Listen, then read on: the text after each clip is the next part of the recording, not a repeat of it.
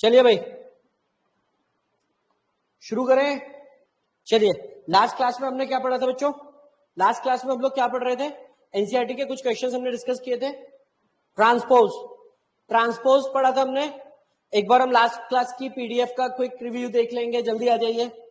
चलिए, तो last class में हमने एनसीईआरटी के कुछ क्वेश्चन डिस्कस किए थे मल्टीप्लिकेशन वाले। ठीक है, मल्टीप्लिकेशन में मैट्रिक्स किस फॉर्म की लेनी है, किस ऑर्डर की मैट्रिक्स लेनी है, कहां पर, वो हमने समझा था इस क्वेश्चन की हेल्प से। क्या गलती होती है, क्या सही होता है ना। फिर उसके बाद हमने transpose of a matrix. Transpose of a matrix बहुत आसान चीज है ना। ट्रांसपोज का मतलब क्या करना है, एकदम गड़बड़ कर देनी है, जो आप लोग हमेशा करते हैं जीवन में, है ना। आप लोग कई बार गड़बड़ कर देते हैं ना, सर रो को कॉलम में कर दिया, कॉलम को रो में कर दिया। इंटरचेंज करना है, इंटरचेंज। तो ट्रांसपोज में क्या करते हैं बच्चे, रो को कॉलम में और कॉलम को रो में। अगर कोई मैट्रिक्स 2x3 ऑर्डर की है तो ट्रांसपोज लेने के बाद कितने ऑर्डर की हो जाएगी? अगर कोई मैट्रिक्स 2x3 ऑर्डर की है तो ट्रांसपोज लेने के बाद कितने ऑर्डर की हो जाएगी? जल्दी, 3x2। एक्टिव रहे बाकी लोग, जो भी है, ऐसा नहीं कि एक दो लोग ही एक्टिव रहे, सभी लोग एक्टिव रहेंगे। ठीक है, एकदम कीबोर्ड पर एक्टिव रहना है सभी को। चलिए, 2x3 से 3x2 की हो जाएगी। और अगर दो ट्रांसपोज मैट्रिक्स, अगर एक मैट्रिक्स का ट्रांसपोज लेने के बाद वो दोनों कंपैरेबल है, अगर एक मैट्रिक्स को ट्रांसपोज लिया और उसके बाद भी वो दोनों कंपैरेबल है, तो इसका मतलब क्या हुआ, हमारी जो ओरिजिनल मैट्रिक्स थी वो कैसी थी? स्क्वायर मैट्रिक्स थी। हमारी ओरिजिनल मैट्रिक्स स्क्वायर मैट्रिक्स थी, तभी कंपैरेबल है। n cross m, m cross n हो गया। अगर दोनों कंपैरेबल है तो इसका मतलब क्या हुआ, n is equals to m, तो स्क्वायर मैट्रिक्स। और कंपैरेबल का मतलब क्या हो गया, ट्रांसपोज के बाद सिमेट्रिक, स्क्यू सिमेट्रिक। याद आ रहा है? याद आ रहा है बच्चे? चलिए, ट्रांसपोज में हमने देखा था ट्रांसपोज लेने का मतलब क्या होता है, ये प्रॉपर्टीज पढ़ी थी। अगर ट्रांसपोज दोबारा ले लें, एक बार ट्रांसपोज लेने के बाद दोबारा ट्रांसपोज ले लेंगे तो वही मैट्रिक्स आ जाएगी बच्चे। a प्लस बी का transpose, a transpose plus B transpose, k times of a transpose. यानी किसी मैट्रिक्स में एक स्केलर का मल्टीप्लाई करने के बाद ट्रांसपोज ले, या फिर किसी मैट्रिक्स का ट्रांसपोज लेने के बाद उसमें किसी स्केलर का मल्टीप्लाई करें, both of the operations will be same.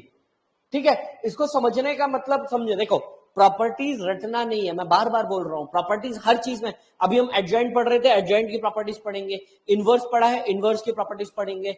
Multiplication की प्रॉपर्टीज आप बच्चे ऑलरेडी पढ़ चुके हो, है ना। ऑपरेशंस की प्रॉपर्टी, एल्जेब्रिक ऑपरेशंस में आप स्टार्टिंग में प्रॉपर्टीज वहां भी पढ़ चुके हो। तो सोचो, मैट्रिक्स अकेले चैप्टर में कितनी सारी प्रॉपर्टीज हो जाएंगी, याद करना कंफ्यूजिंग हो जाएगा। बोल भाई हाँ या ना, कंफ्यूजिंग होगा। तो इसलिए आपको क्या कर रहे हैं, आपको हर मैट्रिक्स का, इसीलिए मैं प्रॉपर्टी लिखवाने के साथ उसका जो मतलब समझा रहा हूं, बस वो समझना है। भैया क्या इसका मतलब क्या हुआ, ट्रांसपोज का ट्रांसपोज ले लिया, सर यानी एक बार रो को कॉलम में कन्वर्ट किया। अच्छा सर, दोबारा से कॉलम को रो में कर दिया, रो को कॉलम में, सर वापस वही मैट्रिक्स आ गई। सर एक दो मैट्रिक्स को जोड़कर उसका ट्रांसपोज लें, और अगर दोनों मैट्रिक्स का ट्रांसपोज लेने के बाद जोड़े, सोच के देख, रटना नहीं है, सोच के देखेगा समझ में आ जाएगा। क्लियर है? क्लियर है? सर स्केलर मल्टीप्लिकेशन करने के बाद ट्रांसपोज लें, या ट्रांसपोज लेने के बाद स्केलर मल्टीप्लिकेशन करें, बात एक ही है। ठीक, जरा भी डाउट लगे वेरीफाई करें। This is very important. ये क्यों हुआ था वो भी मैंने बताया था, ऑर्डर की वजह से, याद आ रहा है? This is reversal law, a into B का transpose is equal to B transpose into A transpose. अब यहां पर एक बात छोटी सी याद रखें, जब भी कभी मल्टीप्लिकेशन में ट्रांसपोज इन्वॉल्व होगा, क्या, जब भी कभी मल्टीप्लिकेशन में ट्रांसपोज इन्वॉल्व होगा, तब हम क्या करेंगे बच्चे, रिवर्सल लॉ करेंगे। तब क्या करेंगे, रिवर्सल लॉ। याद रहेगा? क्यों हो रहेगा रिवर्सल लॉ, आपको कंडीशन भी बता रखी है मैंने, कारण क्या है ना। तो अपने को बेटा रटना नहीं है। अगर अपने को कभी कंफ्यूजन हो जाएगी, sir A into B transpose, A transpose B transpose के बराबर क्यों नहीं है, आप इसको ऑर्डर के हेल्प से, या फिर आप मैट्रिक्स लेकर भी वेरीफाई कर सकते हैं। ऑर्डर की हेल्प से ज्यादा आसान पड़ेगा, इसलिए मैंने ऑर्डर की हेल्प से किया। ठीक है, रिवर्सल लॉ का जनरल क्या होता है, जनरल मीनिंग क्या है, अगर दो से ज्यादा मैट्रिसेस हो तो क्या करेंगे, A into B into C transpose. Reversal law नाम से रिवर्स ऑर्डर में शुरू होगा। ए इंटू बी का ट्रांसपोज है तो बी का ट्रांसपोज इंटू ए का ट्रांसपोज, 3 है तो C transpose B transpose A transpose. Clear है एकदम? रिवर्सल लॉ क्लियर है? जरूरी नहीं दो के लिए, दो से ज्यादा के लिए भी आप अप्लाई कर सकते हैं। उसके बाद देखें, आइडेंटिटी मैट्रिक्स बिल्कुल आपकी तरह और मेरी तरह, है ना, बिल्कुल आपकी तरह बेटा और मेरी तरह बेशरम मैट्रिक्स, जैसे ई की पावर एक्स, डिफरेंशिएशन भी वही, इंटीग्रेशन भी वही, वैसे ही आइडेंटिटी मैट्रिक्स ट्रांसपोज लेने पर भी वही रहेगी, इनवर्स पढ़ेंगे वो भी यही रहेगा, एडजॉइंट में पढ़ेंगे, बहुत सारी चीजें, आइडेंटिटी मैट्रिक्स सेम रहती है। कोई दिक्कत?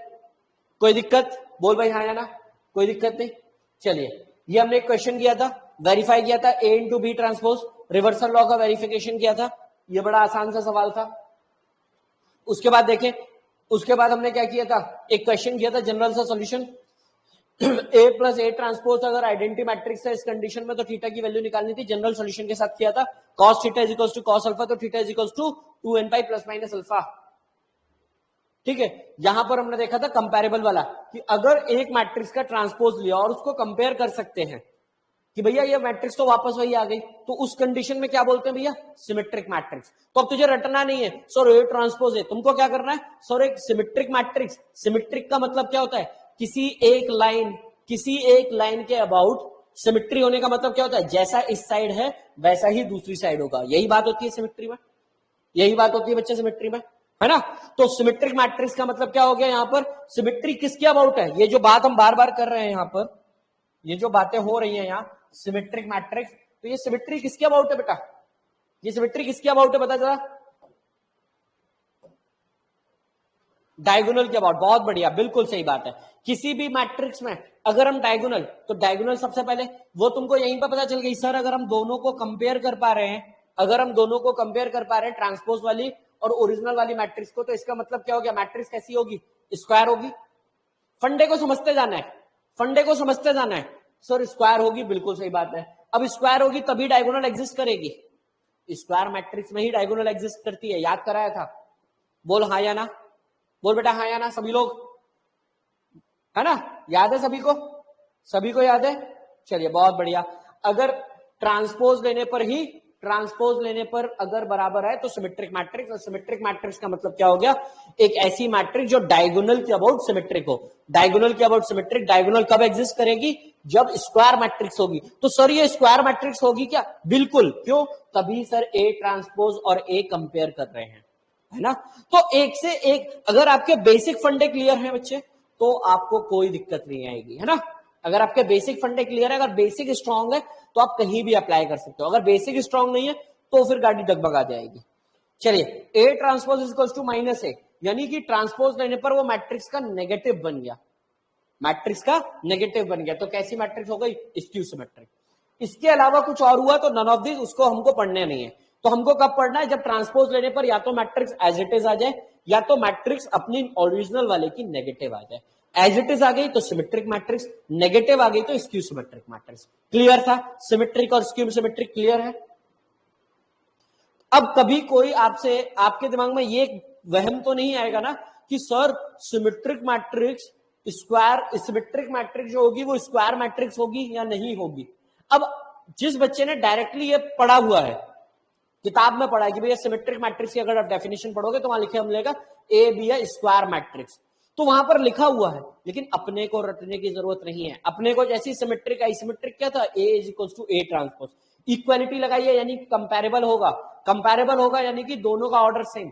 अच्छा, N cross M, M cross N के बराबर है यानी कि एन और एम बराबर है। छोटी छोटी बातें हैं ये, सारी छोटी छोटी चीजों को आप जोड़ते जा रहे हैं और एक चेन बन जाएगी और कॉन्सेप्ट एकदम clear.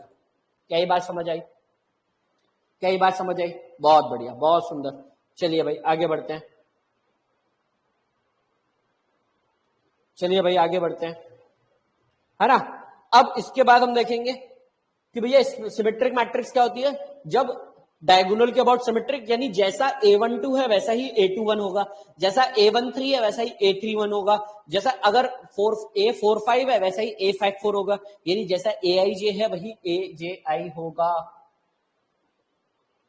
AIJ is equals to AJI, that is the basic fundamental of symmetric matrix. Skew symmetric में क्या हो जाएगा, ये नेगेटिव हो जाएगा।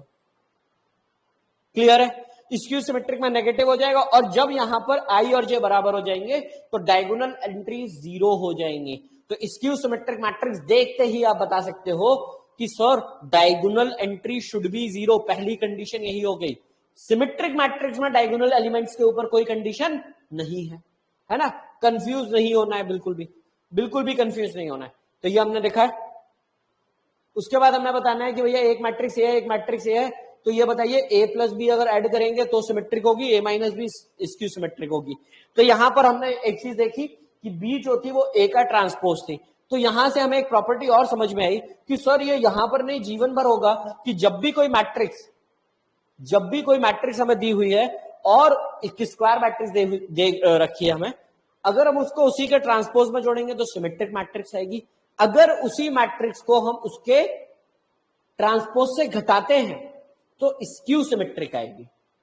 अगर हम मैट्रिक्स को उसके ट्रांसपोज में चाहे प्री मल्टीप्लाई करें या पोस्ट मल्टीप्लाई करें, ओवरऑल जो मैट्रिक्स बनेगी वो कैसी बनेगी?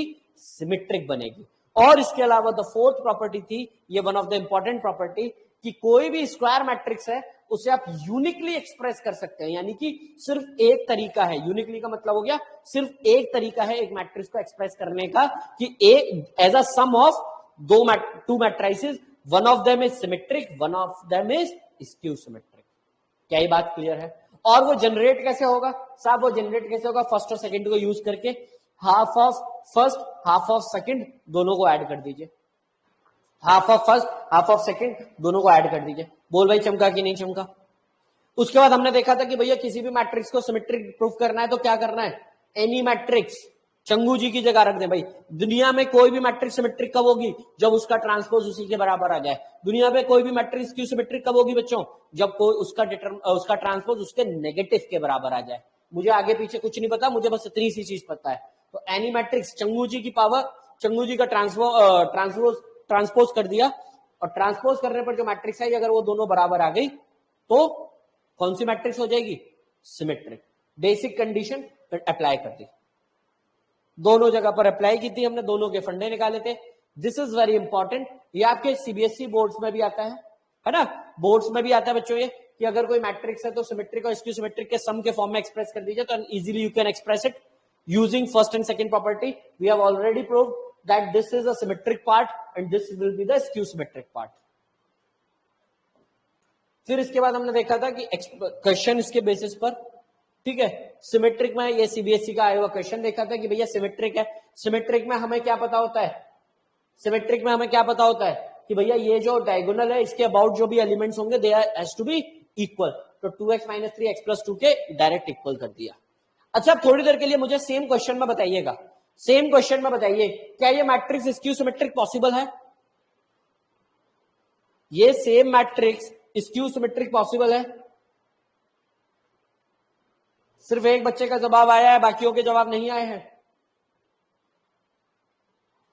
जल्दी और बताइए। नहीं है? पक्का? इस मैट्रिक ये मैट्रिक्स स्क्यू सिमेट्रिक पॉसिबल नहीं है। क्यों नहीं है? सर स्क्यू सिमेट्रिक में डायगोनल एलिमेंट 0 होने चाहिए। सर ये x + 1 तो 0 हो भी जाए, मान लेते हैं x = -1, पर सर ये 4 ये कभी 0 नहीं होगा। तो पहले तो यही गलत हो गया, पहली बात तो यही गलत हो गया। अगर मान लो ये दोनों 0 होते तो गारंटी हो जाती क्या ये स्क्यू सिमेट्रिक है? तो बताओ भाई, अगर मान लो ये 4 की जगह 0 और x + 1 की जगह 0 होता तो गारंटी हो जाती? नहीं। तब हमको इन दोनों का एक दूसरे का नेगेटिव करना पड़ता है ना? क्लियर है? ठीक है, तो इस टाइप के सवाल आपके क्वेश्चन पेपर में आ सकते हैं। फिर उसके बाद हमने नई चीज पढ़ी थी जो बहुत इंपॉर्टेंट थी कि माइनर्स एंड कोफैक्टर्स। माइनर जो होता है उसका मतलब क्या हुआ? किसी भी डिटरमिनेंट में या किसी भी मैट्रिक्स में हमने एक एलिमेंट का माइनर या कोफैक्टर निकालना है। माइनर का मतलब हो गया उस एलिमेंट में, वो जो एलिमेंट है अगर उसकी पोजीशन ए आई जे है, यानी वो ith रो और jth कॉलम में आता है, तो ith रो और jth कॉलम को हटा दो, बचा हुआ जो भी आपका डिटरमिनेंट या मैट्रिक्स है वो उसका माइनर बनेगा। जनरली हम माइनर डिटरमिनेंट के सेंस में लेते हैं तो वो डिटरमिनेंट बनता है स्क्वायर मैट्रिक्स की हम बात कर रहे हैं। क्या ये बात समझ आती है ना? तो माइनर कैसे बनाना है? जिस भी एलिमेंट का माइनर बनाना है उस एलिमेंट की पोजीशनिंग देखो, वो एलिमेंट जिस नंबर की जिस रो में और जिस कॉलम में आ रहा है उसको एलिमिनेट कर दो, बचा हुआ जो डिटरमिनेंट है या बचा हुआ जो मैट्रिक्स है जो बनेगा वो बनेगा हमारा माइनर। कोफैक्टर क्या होता है बच्चे?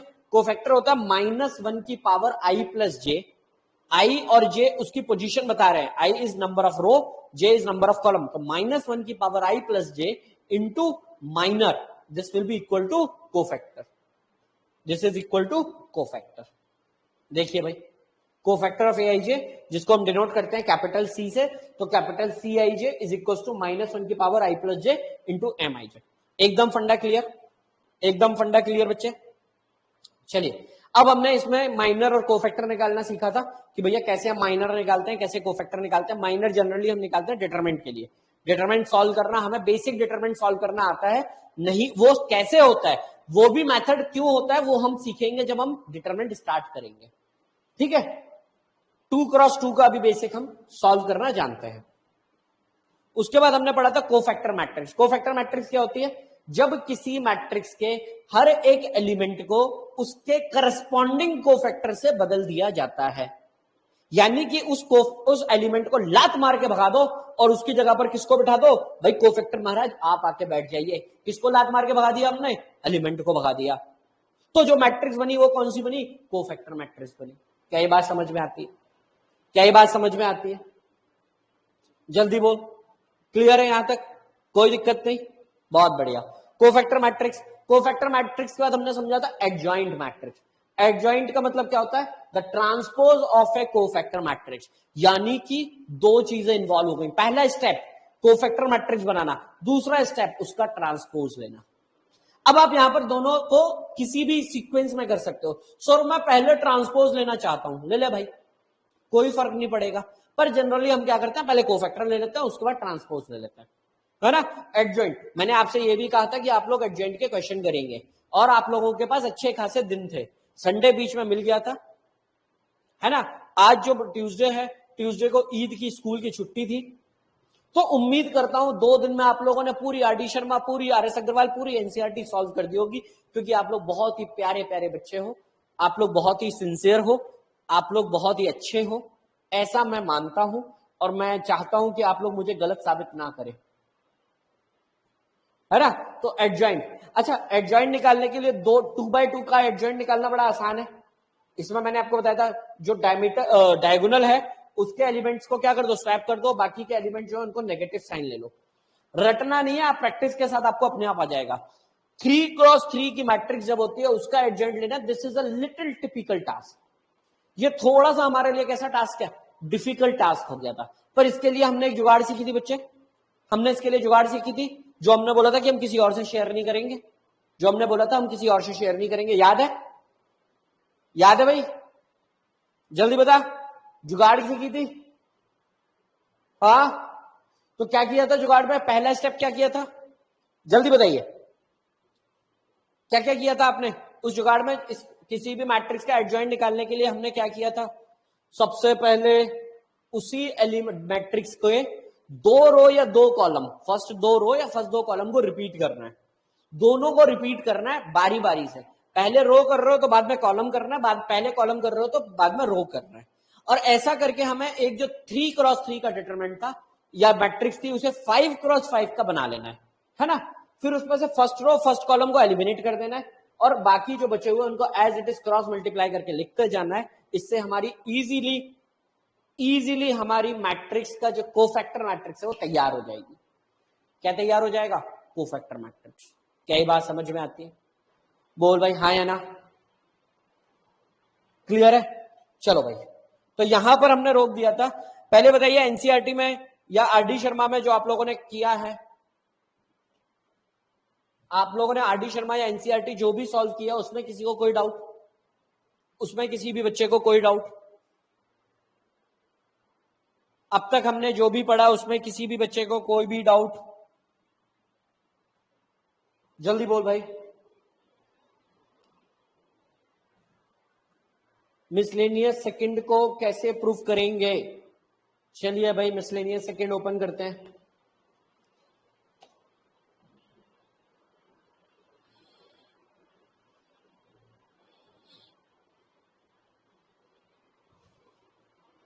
ओके ओके, आइए जी। एनसीईआरटी में मिसलेनियस,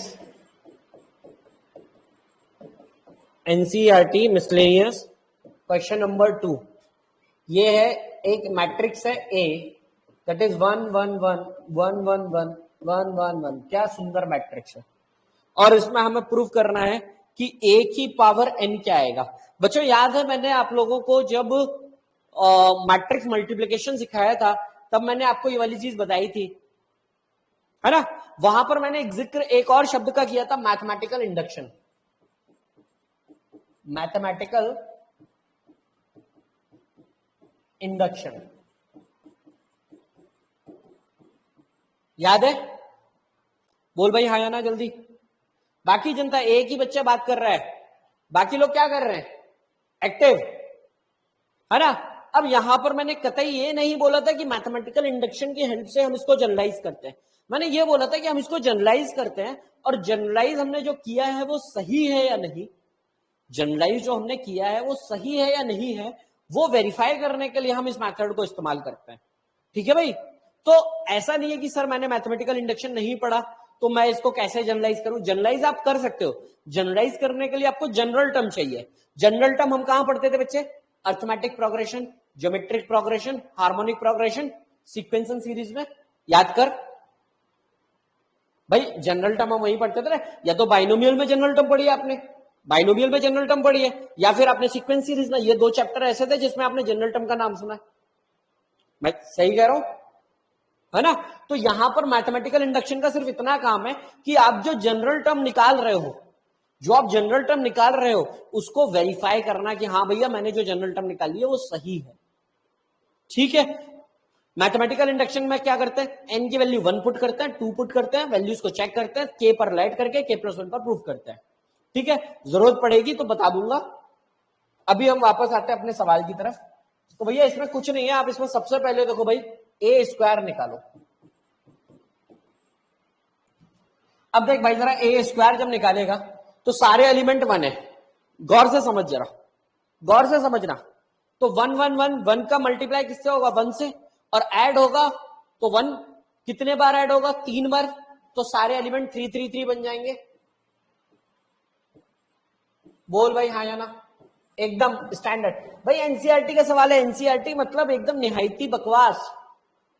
मैं बिल्कुल NCERT just like a popcorn for you, है ना। हम उसकी एक एक शब्द को तोड़ मड़ोड़ के जितने डेप्थ में जा सकते हैं, एनसीईआरटी का तो आपको ऐसा सचिन तेंदुलकर बना देंगे कि भैया आप एनसीईआरटी लेके मतलब किसी को पढ़ा सको। वो वाली सिचुएशन नहीं होनी चाहिए कि हम पर ही सवाल नहीं बन रहा है। ना ना ना, आप तो एक एक शब्द, एक एक प्रॉपर्टी का मतलब समझ के आप उसको बता सको। आपको इतनी मैथ्स अच्छे से आ जानी चाहिए, तभी आपका मुझसे पढ़ने का फायदा होगा, है ना। चलिए तो भैया देख, ए स्क्वायर यही बनेगा, ए स्क्वायर यही बनेगा, सभी लोग सहमत है। मुझे सॉल्व करने की जरूरत नहीं है, एकदम कॉमन सेंस है। अब जरा देख, मैंने निकाला ए क्यूब। मैंने क्या निकाला, ए क्यूब। ए क्यूब के लिए ए इंटू ए स्क्वायर करूंगा, समझना जरा। तो फिर से देख, 1 इंटू 3, 1 इंटू 3 एंड 1 इंटू 3, तो 3 plus 3 that is 9। Each and every element will be 9। देख ले भाई, each and every element will be 9। कैसे पता चला सर आपको, भाई देख 1 इंटू 3, 1 इंटू 3, 1 इंटू 3, तो सारे में यही हो रहा है। सारे इधर के सारे एलिमेंट सेम है, इधर के सारे एलिमेंट सेम है। मल्टीप्लीकेशन कैसे होता है हर रो में, मैट्रिक्स में मल्टीप्लीकेशन कैसे होता है, रो बाय कॉलम। यहां से कोई भी रो ले लो, यहां से कोई भी कॉलम ले लो, दोनों को आप मल्टीप्लाई करोगे, करस्पॉन्डिंग एलिमेंट है सारे 3 बनने। क्या ये बात समझ में आ रही है? ठीक है। अब सर जरा मेरे को 3 एलिमेंट दिख जाए तो देख भाई, पहला एलिमेंट 1, दूसरा एलिमेंट 3, तीसरा एलिमेंट 9। अगर मैं आपको बोलूं भैया इसका जनरल टर्म बता जरा, 1 3 9, चाहो तो एक और निकाल दो। तो देख भाई, ए की पावर 4, ए का स्क्वायर करेंगे, ए स्क्वायर का होल स्क्वायर, तो 3 into 3 that is 9 plus 9 plus 9, तो 27। तो ए की पावर 4 में जो आएंगे एलिमेंट्स वो आएंगे 27 27 27। क्या ये बात चमकती है आपको?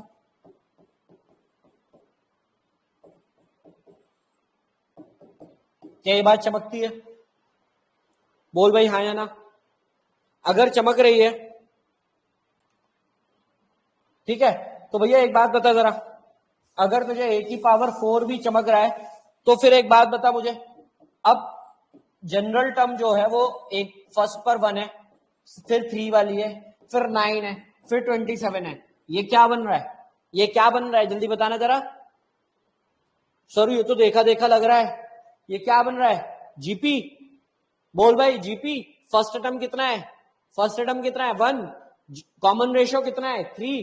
तो general term of GP a into R की power n-1, that is 1 into 3 की पावर n-1, दैट इज 3 की पावर n-1। अवनीश भाई, अवनीश भाई क्लियर हुआ? क्लियर हुआ? चलिए अब देखते हैं कि मैथमेटिकल इंडक्शन का क्या रोल है साहब। अब जरा देख लेते हैं साहब मैथमेटिकल इंडक्शन का क्या रोल है। अब मान ले तूने एग्जाम में बैठा है और तुमने ये निकाल कर बैठे हो, पर भाई साहब एग्जाम के अंदर एक ऐसी चीज होती है, देखना जरा बता रहा हूं बेटा, मैं किसी और को मत बताना, मेरे साथ तो होती थी, मेरे साथ होती थी, तुम लोगों के साथ है या नहीं मुझे नहीं पता। कई बार एग्जाम में इतना कंफ्यूजन हो जाता है कि 1+1 को 2 लिखने में भी डर लगता है। बोल भाई हाँ या ना। सर ऐसे लिखेंगे तो मार्क्स मिलेंगे? बिल्कुल मिलेंगे भाई। a1 a² a³ and so on, फिर उसके बाद आपने बनाया और लिख दो। बाकी आपको चाहिए तो आप RD Sharma, NCERT exemplar, CBSE exemplar, तमाम बुकें आती हैं, आपके स्कूल में टीचर हैं वो बताते हैं स्टेप्स वाले, उसके बाद भी ना बताएं तो फिर तो हम है ही। ठीक है, तो चलिए मैं जो बात कह रहा था वापस उस पर आता हूं। ईमानदारी से बताना कितने लोगों के साथ ऐसा होता है कि कई बार बहुत आसान सवाल भी हो तो भी हम डर डर कर उसे पिट कर उसको ओएमआर में या उसे क्लिक करते हैं। किस किस के साथ होता है ऐसा? दिव्यांश के साथ, वृंदा के साथ, सभी, मेरे हिसाब से मैक्सिमम लोगों के साथ ऐसा होता है ना। आप और मैं अगर हम सब लोगों को देखें तो लगभग 99% लोगों के साथ ऐसा होता है, और ऐसा होना भी चाहिए। कारण यह है कि कई बार अगर ऐसा नहीं होता तो लोग बहुत कैजुअली ले लेते हैं, और कैजुअल क्वेश्चन एक बार क्वेश्चन पढ़कर टिक करने से बेहतर है कि भैया 2 से 3 बार क्वेश्चन को अगर बहुत कम टाइम लग रहा है तो एक बार देख लो, है ना। अब मान लो मैंने ये लिख दिया, अब मेरे को लग रहा है कि यार सर पता नहीं है मेरा सही है या नहीं, तो भाई देख मैथमेटिकल इंडक्शन में कैसे करेंगे इसको। क्या करो, आप एक बार n की वैल्यू 1 ले लो, तो देख भाई a1 आ जाएगा, a की पावर 1 दैट इज a। बोल भाई हाँ या ना। अब n की वैल्यू 1 यानी 3 की पावर 1 माइनस 1, 1 माइनस 1 0, 3 की power 0, any real number, any positive real number raised to the power 0 is equals to 1. So this is element 1 and all are equal. तो साहब ये तो सही है, ए तो सही है, स्क्वायर पर भी वेरीफाई कर लो। अब स्क्वायर पर देख n की वैल्यू 2 रख, n की वैल्यू क्या रखेगा भाई? 2 रखेगा, तो n की वैल्यू 2 रखने पर n 2 माइनस 1 दैट इज 1, सो 3 की पावर 1 दैट इज 3, तो सारे एलिमेंट 3 आ रहे हैं। देख भाई अवनीश भाई सीख ले, बाकी जनता सही है। अब ए देख लिया साहब, ए स्क्वायर देख लिया, सेम मैच कर रहा है। अब दिल को तसल्ली हुई नहीं साहब हमने सही लिखा है, फिर भी दिल में अगर लग रहा है थोड़ा थोड़ा कि सही थोड़ा और देख लो, तो भाई 3 रख दे, ठीक है। पर बिल्कुल एक्यूरेसी के साथ अगर आपको बोलना हो कि डंके की चोट पर, तो आप क्या करो, an ये है ना। अब देख अगर यहां पर n की जगह मान के देख, अगर p+1 होता तो यहां पर p+1 रखता, तो ये टोटल पावर p हो जाती। सारे एलिमेंट्स कितने आते? a की पावर p+1 में सारे एलिमेंट्स 3 की पावर p होते। बोल भाई समझ आ रहा है कि नहीं आ रहा है? a की पावर p+1 अगर कर दूं तो भाई इसका मतलब क्या है, a की पावर जो भी है उसमें जो 3 की पावर एलिमेंट्स है 3 की पावर सेम -1, तो अगर ये पावर p+1 है तो एलिमेंट 3 की पावर p हो जाती। अच्छा अब उसमें आप क्या करो, a की पावर p+1 कैसे आएगा समझे जरा। सर a की पावर p+1 का मतलब हो गया a की पावर p इंटू a की पावर 1। बोल भाई सही बोल रहा हूं गलत बोल रहा हूं? a की पावर p+1 को ऐसे लिखेगा। अब a की पावर p जो तुमने जनरलाइज किया वो लिखो, 1 जो तुम a की power 1 that is already given to you, उन दोनों को मल्टीप्लाई करके देखो, चेक करो 3 की पावर p वाले ही सारे एलिमेंट बन जाएंगे, बनेंगे भी। तो ये मेथड होता है मैथमेटिकल इंडक्शन का। क्या पहले आपने n इज इक्वल्स टू 1 पे निकाला, n इज इक्वल्स टू 2 पे निकाला, उसके बाद a is equals to p, n is equals to p, n is equals to k, वो डिपेंडिंग वेरिएबल तो भाई वेरिएबल है, जो तेरे को अच्छा लगता हो अपने नाम का पहला इनिशियल ले ले, है ना। मैंने p ले लिया, ठीक है, तू t ले ले, d ले ले, जो तेरे को अच्छा लगे वो ले ले भाई, उसमें कोई दिक्कत नहीं है। और वो लेने के बाद आप उसके बाद उससे एक पीछे वाले को लेट कीजिए कि भैया ये सही है, उसके बेसिस पर आगे वाले को निकाल दीजिए। बात समझ आई? मैथमेटिकल इंडक्शन समझ आया? यूज कैसे करना है वहां पर तुमने पढ़ा था, यूज तुम आज सीख रहे हो। क्लियर है? क्लियर है? चलिए बहुत बढ़िया। अब पूछिए भाई, और किसी को कोई डाउट? और किसी को कोई doubt? Sorry, any other doubt?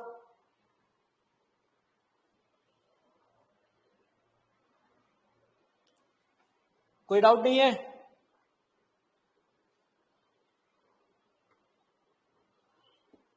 कोई भी डाउट नहीं है? चलिए तो हम लोग शुरू करें, हम लोग शुरू करें आज की सभा। चलिए बहुत बढ़िया, तो चलिए आज शुरू करते हैं क्वेश्चन से। तो लिखें, compute adjoint of A when A is equals to, when A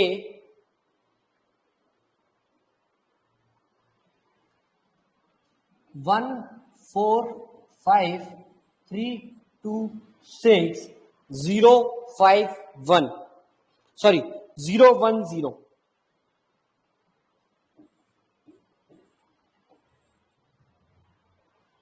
zero one zero, and also verify,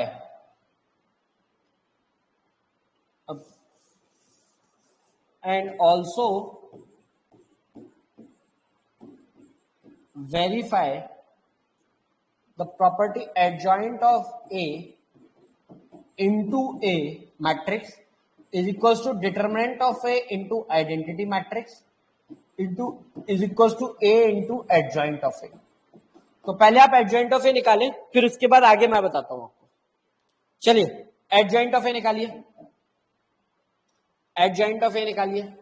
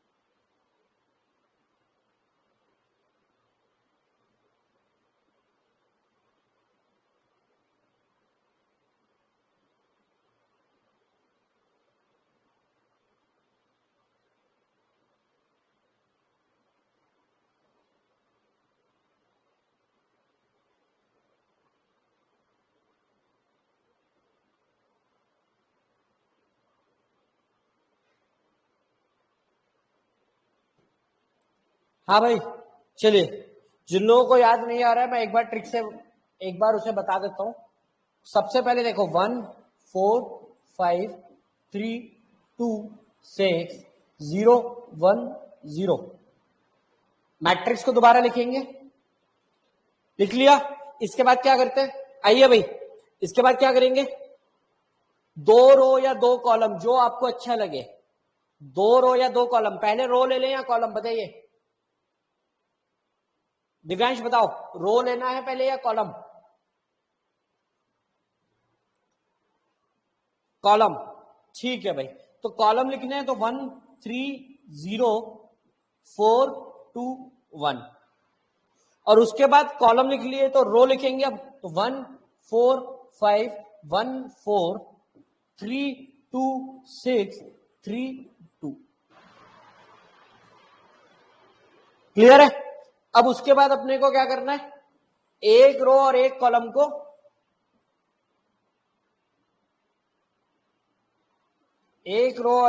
को एलिमिनेट कर देंगे और बाकी जो भी बचा उसे एज इट इज लिख दीजिए। As it is in the sense 2 cross 2 का डिटरमिनेंट मान के, तो 2 into 0 is 0 minus 6 into 0 0, 3 into 0 0, 3 into 1 that is 3,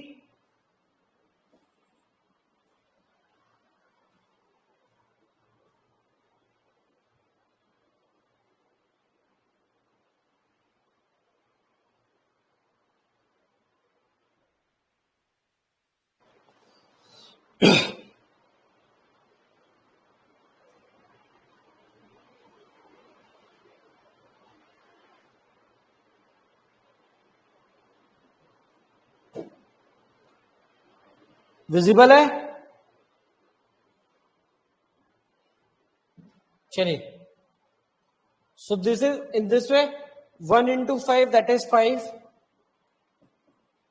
0 0 0 0 -1 बोल भाई, समझ आ रहा है?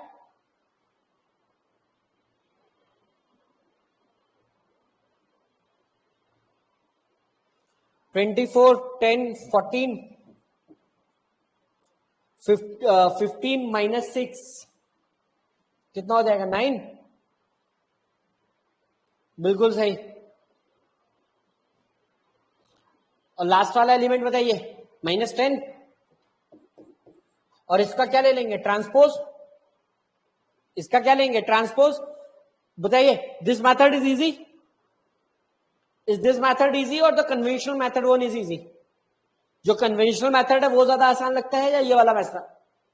दिस वन ना, इसमें बहुत ज्यादा खिचपिच नहीं है, सीधा लिखना और डायरेक्ट कैलकुलेट करना है। अब देखो, थोड़ी सी अगर प्रैक्टिस और कर लोगे ना तो ये ट्रांसपोज भी नहीं लिखना पड़ेगा आपको डायरेक्टली। आपको क्या करो, यहां पर जैसे आप ये लिख रहे हो, यहां इस वे में लिखो, रो को सॉल्व करते जाओ, लिखते जाओ कॉलम में, वो प्रैक्टिस से आएगा। अगर नहीं लिख पा रहे हो तो कोई बात नहीं, अभी आप इसी मेथड पर चलो, ठीक है?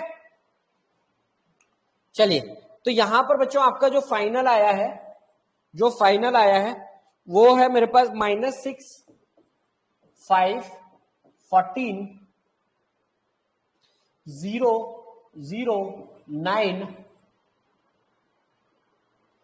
3 -1 -10। क्लियर है? अब अपने को क्या करना है? वेरीफाई करना है। देखिए, first thing is done, compute adjoint of A, तो एडजॉइंट ऑफ ए तो तुमने निकाल दिया। अब बच्चों तुम्हें क्या निकालना है? वेरीफाई करना है adjoint of A into A is equal to determinant of A into identity matrix is equal to A into adjoint of A. तो देखो, बाद में और जो पहले लिखा है ये कुछ नहीं, ये कम्यूटेटिविटी बता रहा है कि भैया ये जो है ना ये कम्यूटेटिव है। और वेरीफाई जो आपको करना है वो basically a into adjoint of A या adjoint of A into A is equal to determinant of A into identity matrix करना। ठीक है, तो पहले हम एक काम से शुरू करते हैं, इसमें हम a का मल्टीप्लाई करते हैं। So what was our a original matrix? 1 4 5 3 2 6 and 0 0 sorry 0 1 0। Multiply करके बताइए क्या आ रहा है। पहले तो ये बताइए ये डायगोनल मैट्रिक्स, सॉरी डायगोनल कह रहा हूं, हाँ डायगोनल मैट्रिक्स बन रही है कि नहीं, चेक करिए, चेक कीजिए। अब सॉल्व करें भाई, अच्छे बच्चों की तरह सॉल्व करना है।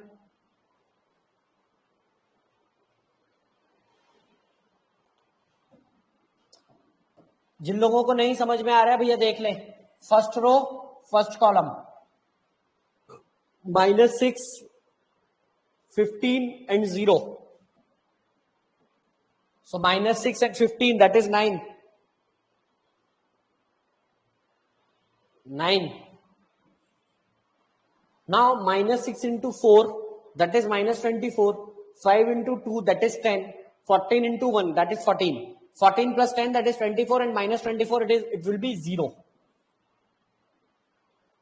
Minus 6 into 5 that is minus 30, 5 into 6 that is plus 30 and 14 into 0 will be 0. So minus 30 plus 30 again 0. तो देखो जरा ये इस टाइप का बन रहा है क्या आपका?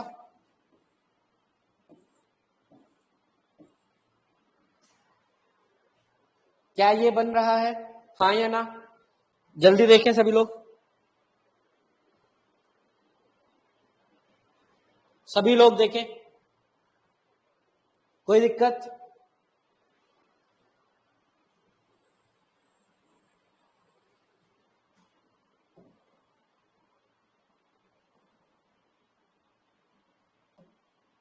कोई दिक्कत नहीं? तो मैं इसको यहां दोबारा से लिख देता हूं, दैट इज 9 0 0 9 9 0 0 0. यही बन रहा है? बोल भाई हाँ या ना?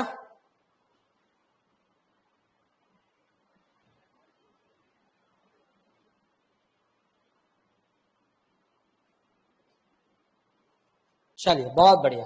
अब जरा देखें यहां पर बेटा, मैट्रिक्स में 9, अगर मैं 9 कॉमन ले लूं स्केलर मल्टीप्लिकेशन वाला, तो ये 1 0 0 0 1 0 0 0 1 हो जाएगा.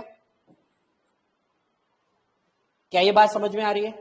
This is just the reversal process of scalar multiplication. This is the reverse process of scalar multiplication. Scalar multiplication में क्या सीखा था? जब किसी मैट्रिक्स में किसी नंबर से स्केलर मल्टीप्लिकेशन होता है, किसी नंबर मल्टीप्लाई करते हैं, तो वो सारे एलिमेंट्स में साथ मल्टीप्लाई हो जाता है. इसका रिवर्स क्या हो जाएगा? सारे अगर एलिमेंट से कुछ एक कॉमन आ रहा है तो आप उसे कॉमन ले लीजिए. तो हमने एक कॉमन ले लिया. ये मैट्रिक्स जानी पहचानी मैट्रिक्स है, तो इसे 9 into identity matrix of 3 order 3 लिख दो. बोल भाई. अब ये जो 9 है, अगर आप लोग थोड़ा सा भी डिटरमिनेंट सॉल्व करना जानते हैं, बिल्कुल थोड़ा सा भी, तो आप इस डिटरमिनेंट को अगर सॉल्व करेंगे तो इसकी डिटरमिनेंट वैल्यू देखो जरा 9 आएगी. चेक कीजिए. डिटरमिनेंट सॉल्व करना जानते हैं ना?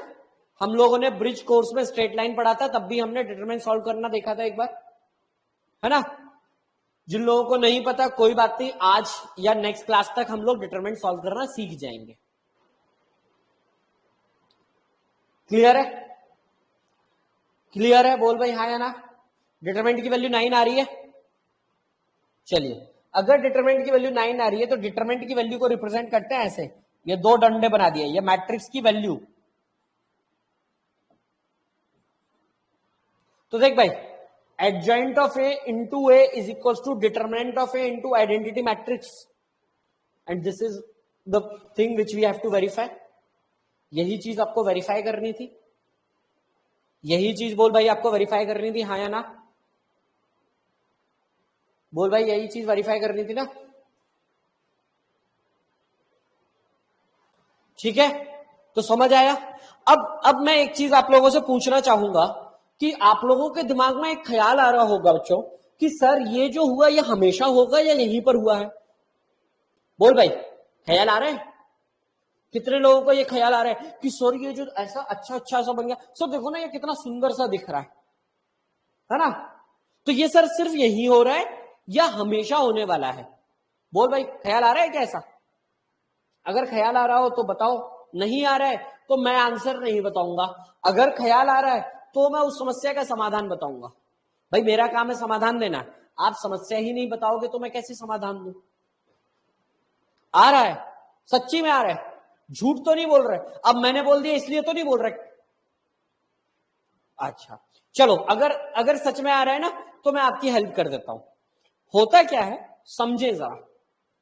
होता क्या है मैं यही बता दे रहा हूं, है ना? डिटरमिनेंट में जब हम जाएंगे तब हम इस बात को पढ़ते हैं. ये दो मतलब अब जो मैं बताने वाला हूं आप ये समझिए, डिटरमिनेंट जो चैप्टर है उस पूरे चैप्टर का क्रक्स है, ये बेस है. ये पूरा डिटरमिनेंट चैप्टर इसी बात के आसपास घूमता रहेगा. ठीक है, वो क्या है? कभी भी डिटरमिनेंट की वैल्यू निकालनी हो. डिटरमिनेंट क्या होता है? Square matrix.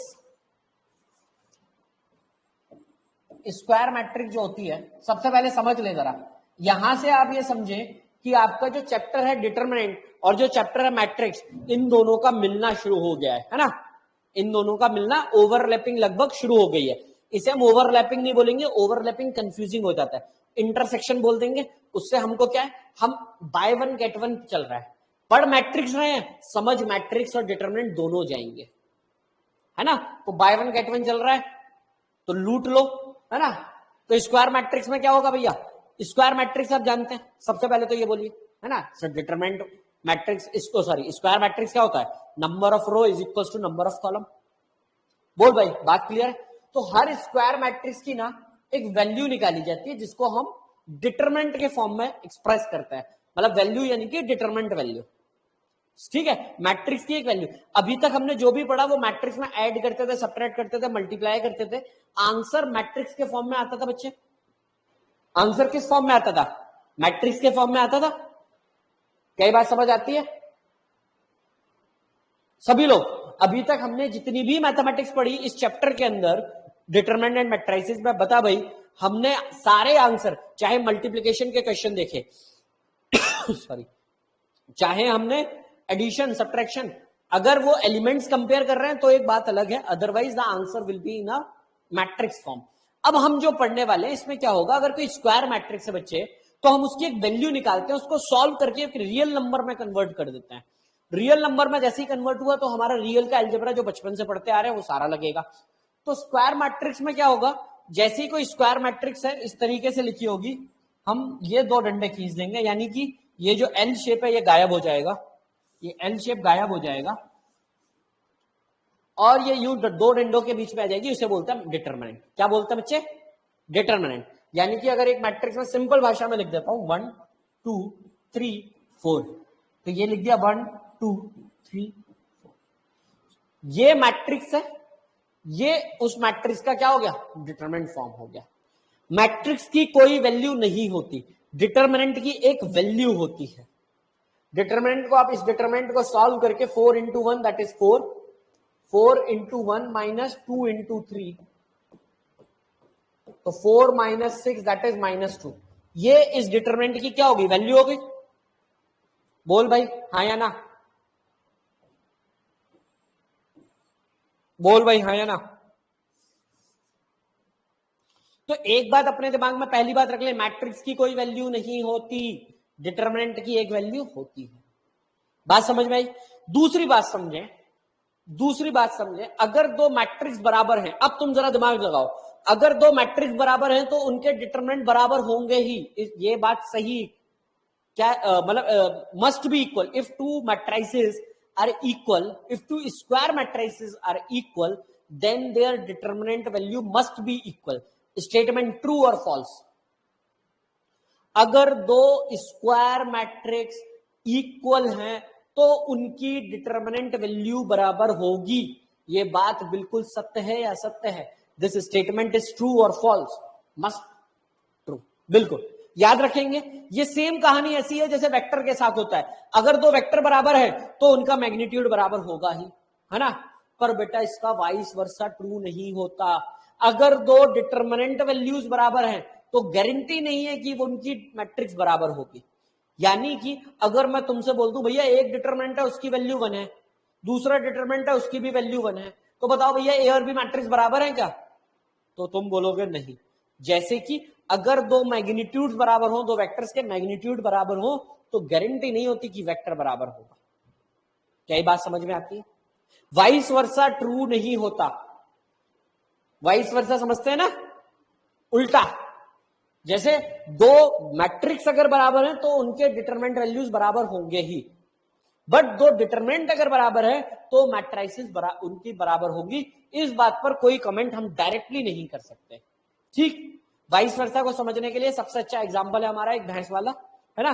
दुनिया में हर भैंस काले कलर की होती है, बोल भाई हाँ या ना। दुनिया में जितनी भी भैंसें हैं, गाय आपको सफेद, है ना, ब्राउन, अलग अलग कलर में मिल जाएगी, but if you see a buffalo it must be in a colour black colour. अब ये नहीं कि सर उस पर तो मिट्टी लगी हुई थी, उस पर ब्राउन कलर की मिट्टी, बफेलो के स्किन की बात कर रहा हूं मैं, ठीक है। तो दुनिया में हर भैंस कैसे कलर की होती है, काले कलर की। पर दुनिया में हर काली चीज भैंस है क्या, बता भाई हाँ या ना। बाकी जनता, भाई 2-3 लोगों के अलावा बाकियों के कमेंट नहीं आते। हाँ, बाकी लोग, उर्वी, फलक, मानवी, देव, देव, ठीक है। तो वाइस वर्सा समझ में आया कैसे कि सर दुनिया में हर भैंस काली है पर दुनिया की हर काली चीज भैंस नहीं है। सो सेम वे, अगर दो मैट्रिसेस बराबर है तो उनकी डिटरमिनेंट वैल्यू बराबर होगी ही, पर दो डिटरमिनेंट अगर बराबर है तो जरूरी नहीं है कि इनके मैट्रिसेस बराबर हो। दे मे बी और they may not be depending upon other situations. चलिए हम वापस आते हैं अपनी चीज पर। तो स्क्वायर मैट्रिक्स हम समझ गए, स्क्वायर मैट्रिक्स की डिटरमिनेंट वैल्यू निकलती है। अब सर ये डिटरमिनेंट वैल्यू होती क्या है, निकालते कैसे हैं? यहां पर तो सर आपने क्रॉस मेथड बता दिया।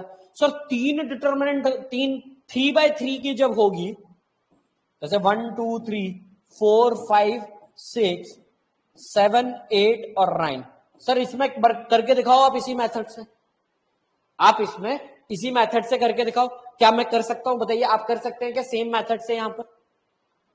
यहां पर नहीं कर सकते ना, नहीं कर सकते ना।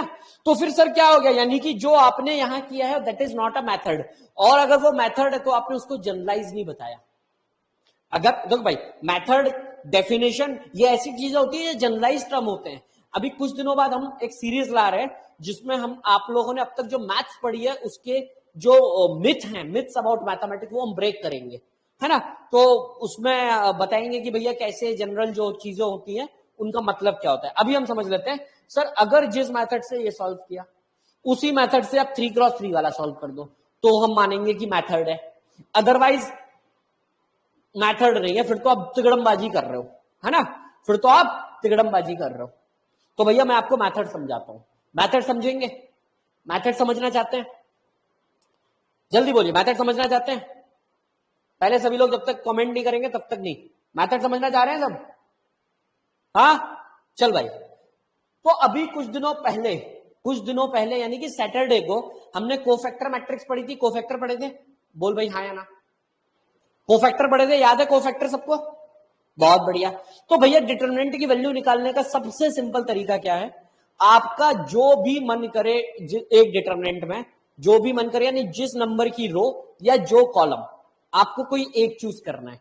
एक बच्चा है वो चाहे कि सर मैं तो नंबर 1 रो चूज करूंगा, एक बच्चा कह रहा है नहीं साहब मैं तो नंबर 3 रो चूज करूंगा, एक कह रहा है साहब मैं तो नंबर 2 कॉलम चूज करूंगा।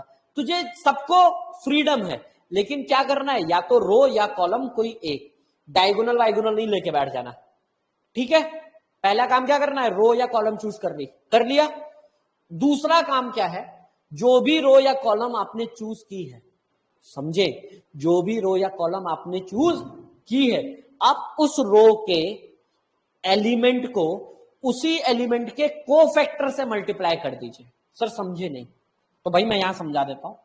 मान ले भाई एक A11, A12, A13, A23, A33, A22, A32, A second row first column third row first, ये मेरा एक डिटरमिनेंट है। बोल भाई चमका कि नहीं चमका? चमक गया। अब मैंने क्या किया, सबसे पहले इसका कोफैक्टर वाला बनाया। कोफैक्टर वाला इसलिए बना रहा हूं, कोफैक्टर चलो नहीं बनाता हूं, है ना, कोफैक्टर वाले में टाइम लगेगा। हमने क्या किया, अब एक बच्चे ने मुझसे बोला क्या कि सर मैंने ना रो नंबर 1 चूज किया। मैंने कहा बहुत बढ़िया, बहुत बढ़िया। अब क्या कर तू भाई, उससे बोलूंगा मैं A11 के ना उसी के कोफैक्टर से मल्टीप्लाई कर, हर एक एलिमेंट के साथ यही काम कर। मतलब A12 का C12 से मल्टीप्लाई और A13 का C13 से मल्टीप्लाई। सर ये क्या किया, हर एक एलिमेंट का उसके करस्पॉन्डिंग कोफैक्टर से मल्टीप्लाई किया और उन सबको ऐड कर दिया। क्या ये बात समझ में आई? ये जो वैल्यू होगी ये डिटरमिनेंट की वैल्यू होगी। सर मतलब अगर मान लो मैं थर्ड वाला चूज करता तो कोई बात नहीं, थर्ड वाले के साथ ये कर दे, हर एक एलिमेंट का उसके कोफैक्टर के साथ क्या कर दिया, मल्टीप्लिकेशन कर दिया। अब कोई बीच में आके बोले सर मैंने तो कॉलम चुना है, तो भाई कोई दिक्कत नहीं है मुझे। मैं क्या कह रहा हूं, मुझे किसी प्रकार की कोई दिक्कत नहीं है,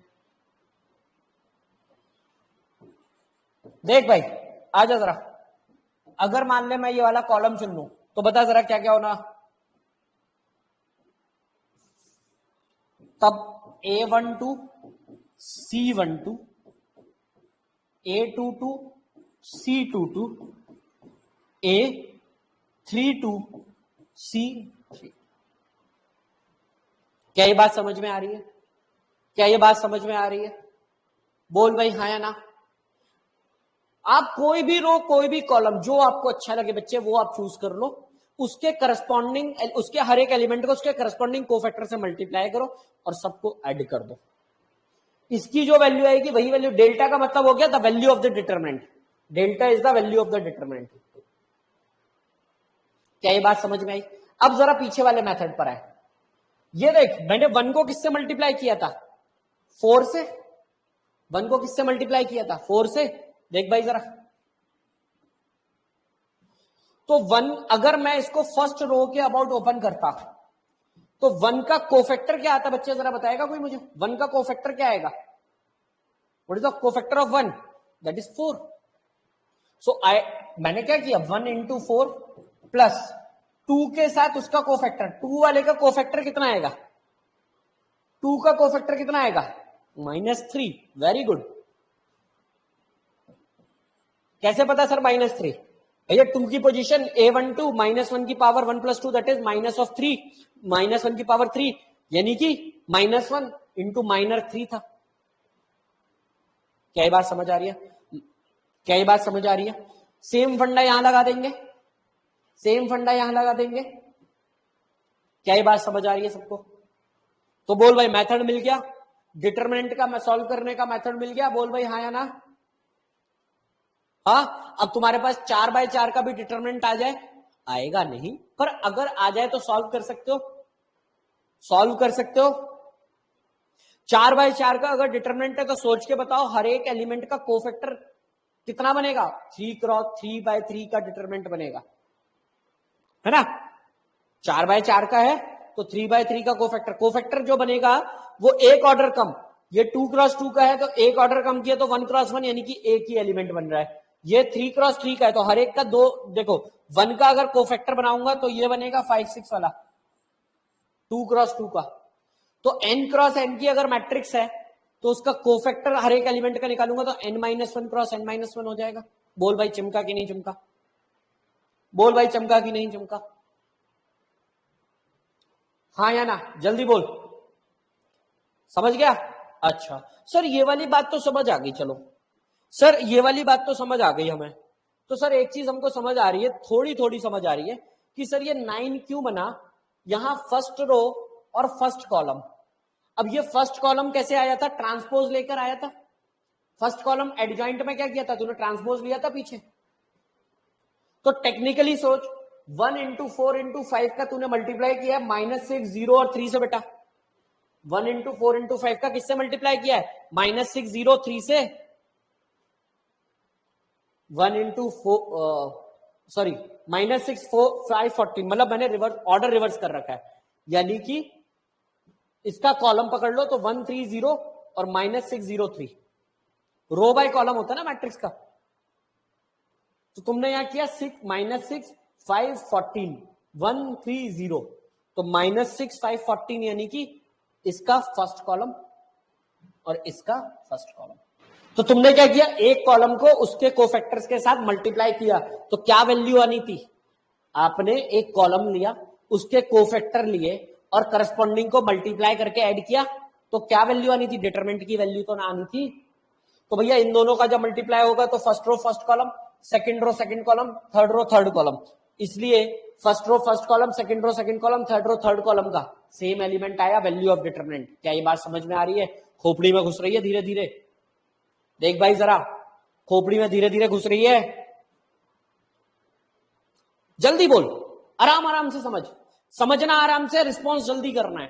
तुम लोग उल्टा करते हो, रिस्पॉन्स आराम से करते हो, समझते जल्दी जल्दी हो, इसलिए गड़बड़ हो रहा है। समझ आराम आराम से, रिस्पॉन्स जल्दी कर दे। क्लियर है? सर ये वाली बात तो समझ आ गई, सर ये 0 क्यों हो रहा है? तो भैया 0 के लिए भी एक कहानी है, सुन लो जरा, वो भी 0 के लिए भी एक कहानी है।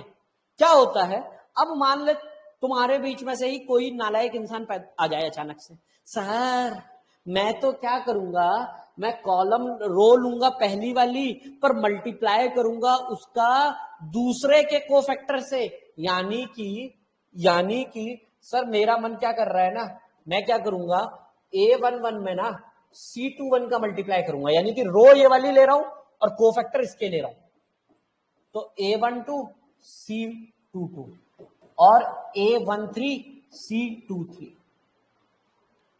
समझा क्या किया मैंने, रो ली एक, रो 1 और कोफैक्टर लिए सेकंड रो के एलिमेंट्स के, तो भैया जब ऐसा करोगे ना तो ये वैल्यू 0 आएगी, ये वैल्यू 0 आएगी। क्या ये बात समझ में आई? जब भी हम कोफैक्टर किसी और का ले लेंगे ना, उसी का लोगे तो क्या आएगा, वैल्यू ऑफ डिटरमिनेंट, अगर दूसरे का ले लोगे तो क्या आएगा, 0। क्या ये बात समझ आती है? क्या ये बात समझ में आती है? बोल हाँ या ना।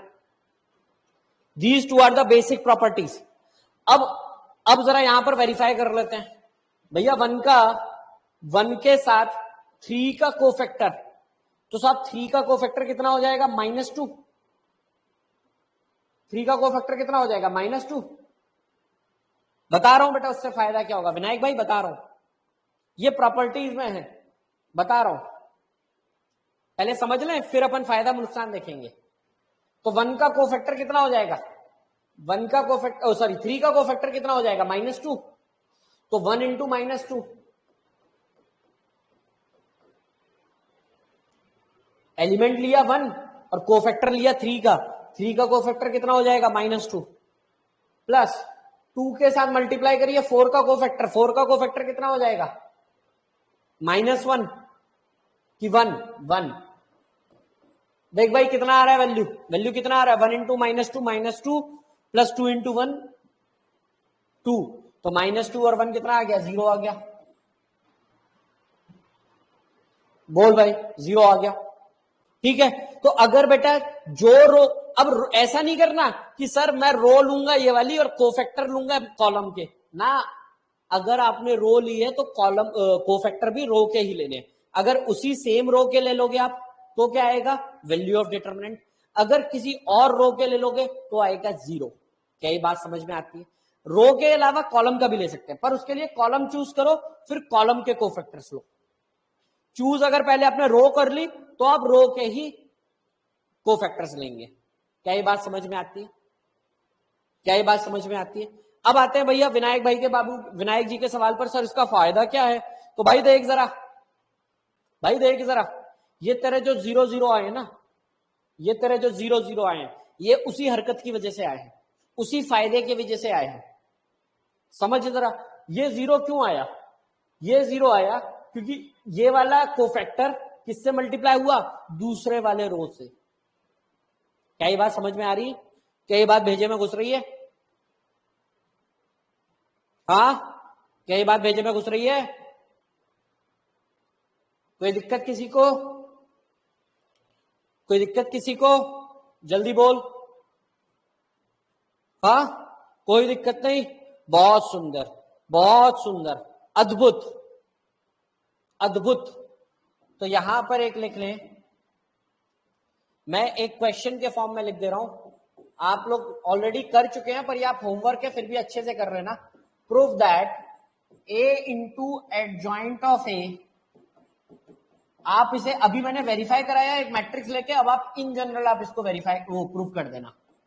Adjoint of A into A आप कैसे करोगे, एक ए मैट्रिक्स लेना, A11 A12 A22 उस फॉर्मेट की, कोफैक्टर लेना C11 C22, दोनों को मल्टीप्लाई करना, फिर वहां पर using these two properties proof कर देना कि भैया ये डिटरमिनेंट जो डायगोनल एलिमेंट्स है ये सब डिटरमिनेंट वाली वैल्यू है, बाकी सब 0 हो रहे हैं because of these two property. क्या ये बात प्रूफ कर देंगे? क्या ये कर देंगे आप लोग? जल्दी बोलिए, क्या ये बात कर देंगे? तो आप ये मान के चलिए आपने डिटरमिनेंट का 25 से 30% का काम कर दिया, आपको 25% टू 30% डिटरमिनेंट आने लगा, ठीक है। दूसरी बात समझे, डिटरमिनेंट और मैट्रिक्स में एक बहुत बड़ा दूसरा अंतर भी है, वो ये है मैट्रिक्स में स्केलर मल्टीप्लिकेशन कैसे होता था, आप एक नंबर का मैट्रिक्स में अगर मल्टीप्लाई करना होता है तो हर एलिमेंट में मल्टीप्लाई करते थे, हर एलिमेंट में मल्टीप्लाई करते थे। स्केलर मल्टीप्लिकेशन आज हमने यूज भी किया था उसी सेम क्वेश्चन में, सेम क्वेश्चन में मैंने यूज किया था। देख भाई 9 एक ही बार कॉमन निकाला है ना। डिटरमिनेंट में ऐसा नहीं होता। डिटरमिनेंट में क्या होता है, एक रो या एक कॉलम में मल्टीप्लाई होता है। मैंने क्या बोला, एक रो या एक कॉलम में। अगर ये डिटरमिनेंट होता ना बेटा तो आपका 9 की पावर 3 कॉमन आता। आप एक बार एक रो से लेते, दूसरे रो से लेते, तीसरे रो से लेते, तो 9 9 9 3 टाइम्स ऑफ 9। कई बात समझ आ रही है।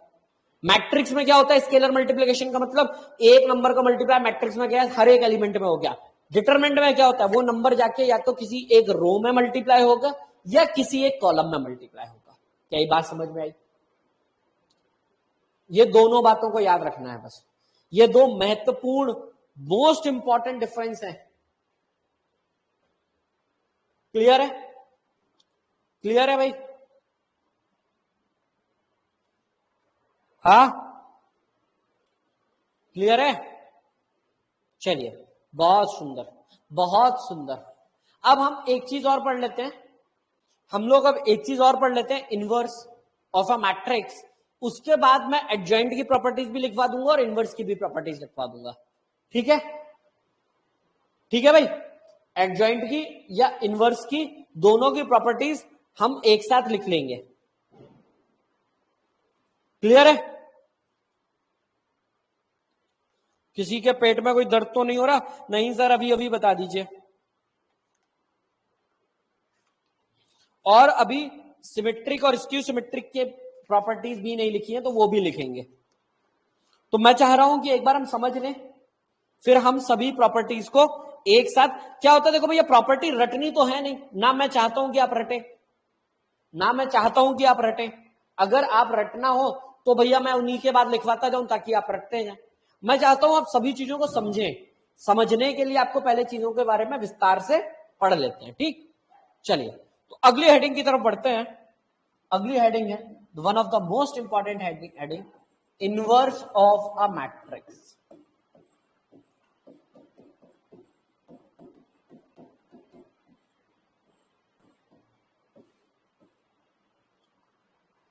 अब इसे लिखने के बाद जरा अच्छे से पेन वैन जमीन में रख दें वापस, मतलब जमीन यानी टेबल पर रख दें। पूरा दिमाग, पूरी आंखें, कान, नाक बिल्कुल आपकी स्क्रीन पर है ना। और जो मैं कहने जा रहा हूं उस बात को समझे।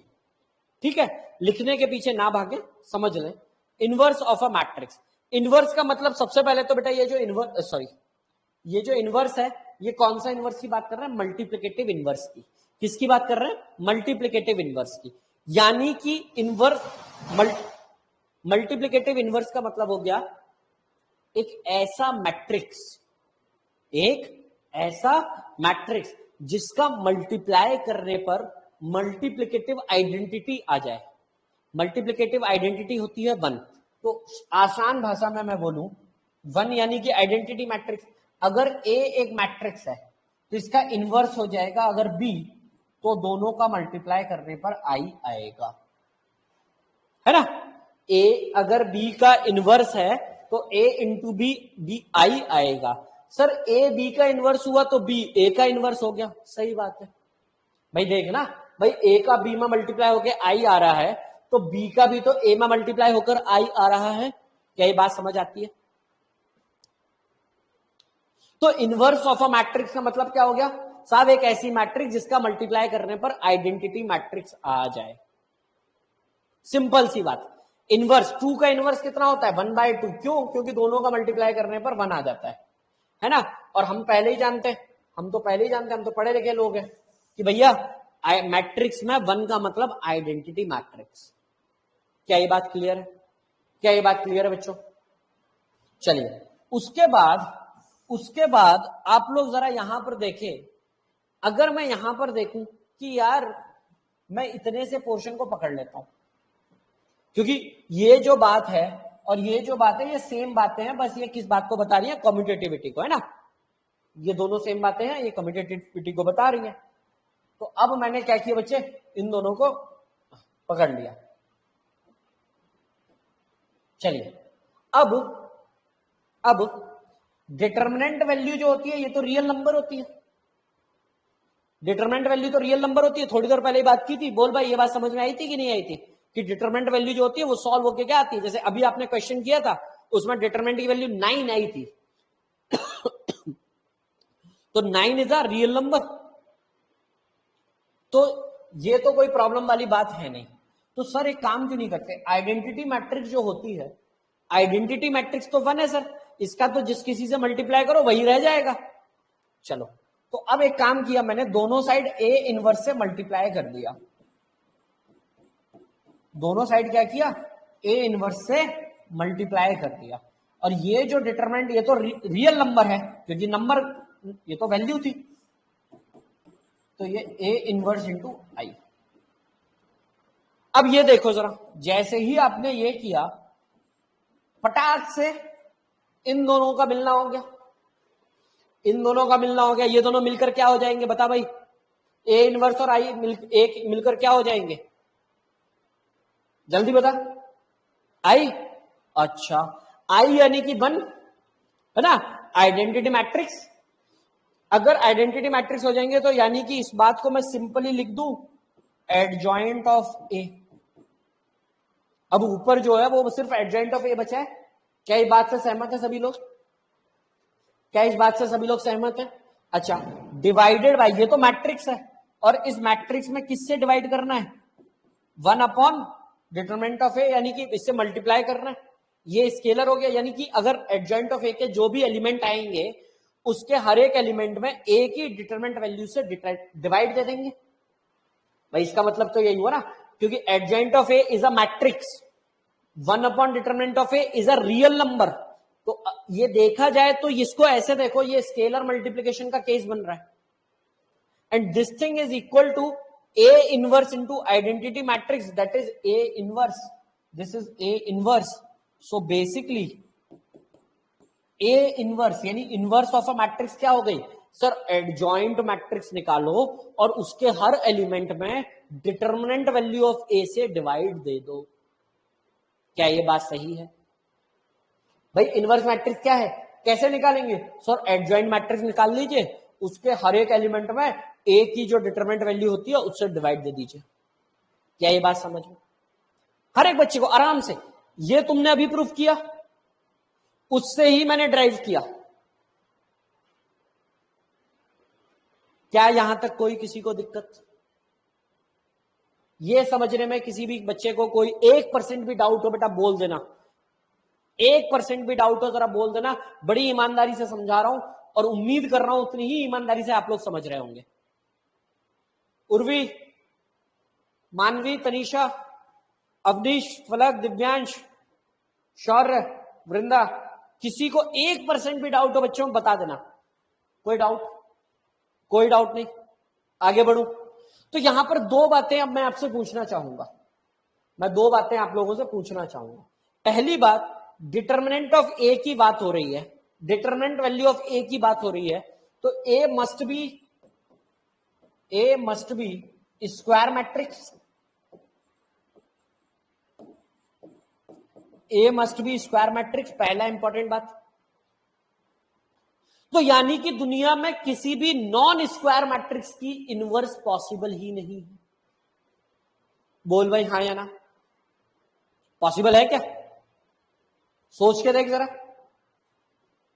भाई, इनवर्स निकाल सकता है क्या किसी नॉन स्क्वायर की? नहीं। क्यों सर, डिटरमिनेंट की वैल्यू कहां से लाऊंगा मैं?